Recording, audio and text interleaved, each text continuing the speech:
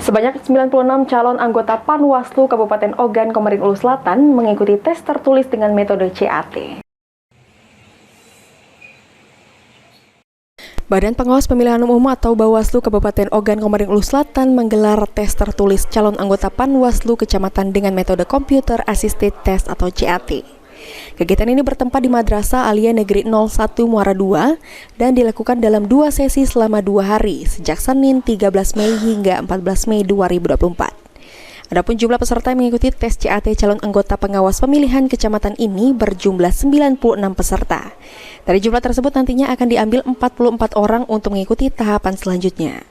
Kemudian akan dikerucutkan lagi menjadi 22 anggota Panwascam yang akan ditempatkan di 15 kecamatan yang ada di Kabupaten Ogan, Komering Ulu Selatan. Dalam pelaksanaan hari ini ataupun dari kemarin berjumlah 96 peserta. Ini tes CAT ya? Ya. Nah, dalam kebutuhan untuk 2 kali kebutuhan diambil 44 dan finishnya di 22 nanti.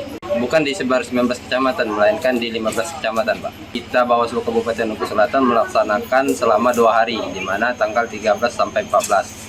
Bisa disebut pada hari ini yaitu tahapan terakhir yang kita jadwalkan 2 sesi. Sesi pertama dan sesi kedua. Sri Fitriana, PAL TV.